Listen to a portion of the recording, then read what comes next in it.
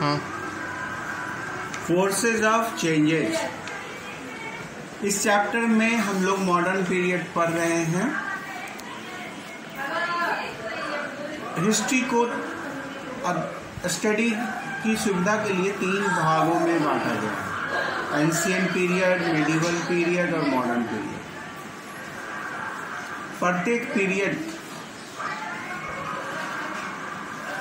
अपने previous period से निकलता है, ठीक है।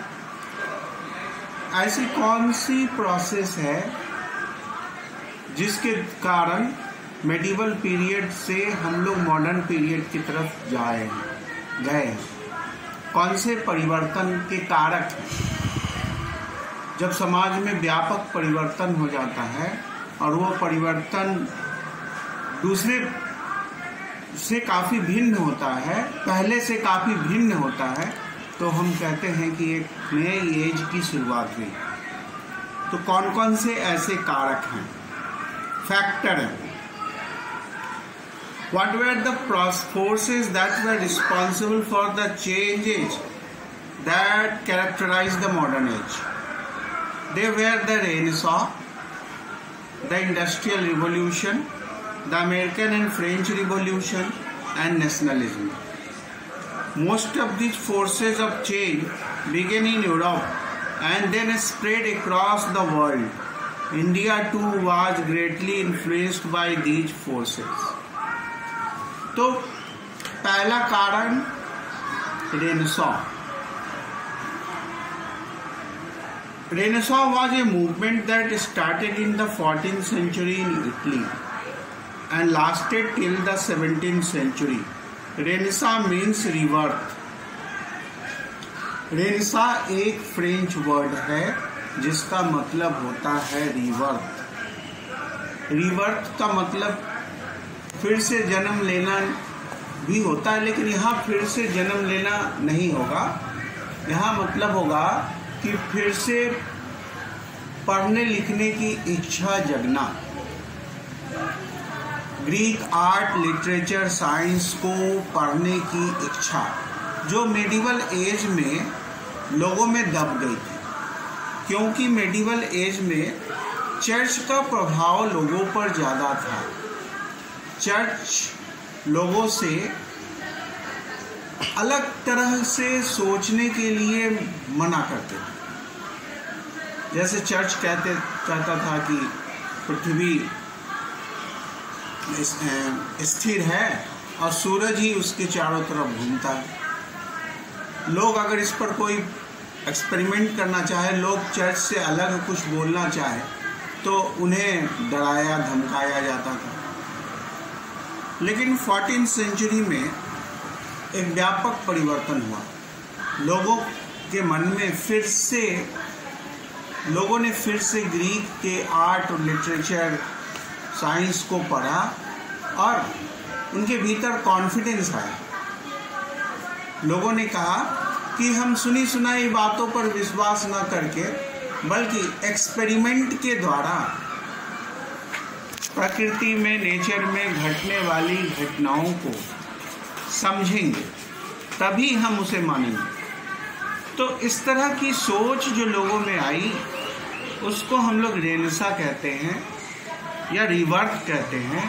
फिर से पढ़ने की इच्छा लोगों में जगना। एंशिएंट एज में कई सभ्यताओं का जन्म हुआ, जिसमें ग्रीक सिविलाइजेशन है, रोमन सिविलाइजेशन है। तो इन सब एज में बड़े बड़े विद्वान हुए, बड़े बड़े साइंटिस्ट हुए। हम लोग जानते ही हैं, आर्किमिडीज के बारे में जानते ही हैं। आर्यभट्ट हमारे भारत के वैज्ञानिक हैं, तो हम लोग जानते ही हैं। लेकिन मिडिल एज में ये परंपरा टूट गया था और रेनेसां एज में फिर से ये परंपरा आया। लोगों के मन से अंधविश्वास दूर हुआ, एक नए युग का, एक नए एज का शुरुआत हुआ। Renaissance means rebirth, and thinker of this period sought to rediscover and receive the learning of ancient Greek and Roman। प्राचीन ग्रीक और रोमन सभ्यताओं के बारे में लोगों ने पढ़ा, उनका अचीवमेंट, एंशिएंट टाइम में जो उनका अचीवमेंट हुआ उनके बारे में जाना लोगों ने। The renaissance gave rise to the scientific method of inquiry, learning by question, scientific method of inquiry। Inquiry माने खोजबीन करना, जांच पड़ताल करना, वैज्ञानिक विधि से जांच पड़ताल करना, एक्सपेरिमेंट के द्वारा चीजों को समझना। लर्निंग बाय क्वेश्चनिंग, प्रश्न करना, ऑब्जर्वेशन, अवलोकन करना, देखना, और experiment. It encourage people to think for themselves and question old belief and superstitions. Renaissance युग में, रेनेसां एज में लोग अपने बारे में सोचते थे।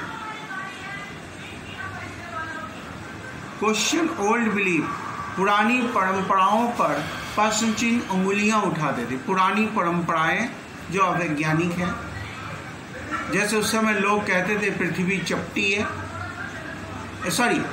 पृथ्वी सपाट है, प्लेन है, एक तरफ जाएंगे तो गिर जाएंगे खाई में। सुपरस्टिशंस, अंधविश्वास। तो मॉडर्न एज जो है वो वैज्ञानिक एज है, साइंटिफिक एज है, जिसकी शुरुआत रेनेसां से हुई है। इंडस्ट्रियल रिवॉल्यूशन, औद्योगिक क्रांति। In industrial revolution, system of production was change. System of production, middle age में वस्तुओं का उत्पादन हाथों से होता था। हाथ, सिंपल टूल के जरिए वस्तुओं का उत्पादन होता था, जैसे कपड़ा बिनने के लिए हथकड़घे, चरखे आदि। लेकिन बाद में ये सिस्टम ऑफ प्रोडक्शन में परिवर्तन हुआ।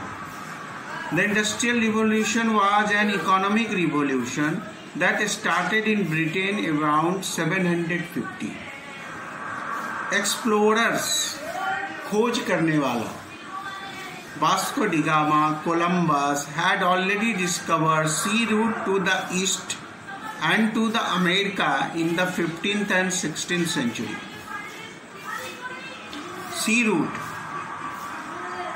भारत और चाइना के साथ व्यापार करने के लिए यूरोप के नाविकों ने, सेलर्स जैसे वास्को डी गामा और कोलंबस ने समुद्री मार्ग से रास्ता खोज लिया, क्योंकि अब लैंड रूट जो है वो ब्लॉक कर दिया गया था।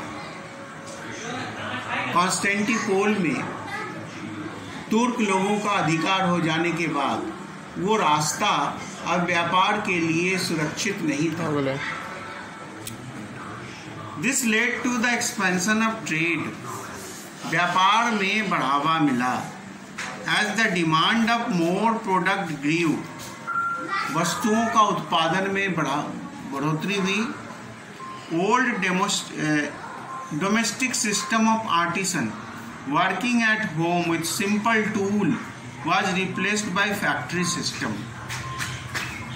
पहले वस्तुओं का उत्पादन हाथों के द्वारा सिंपल टूल की मदद से की जाती थी, अब मशीनों से उत्पादन होना शुरू हुआ।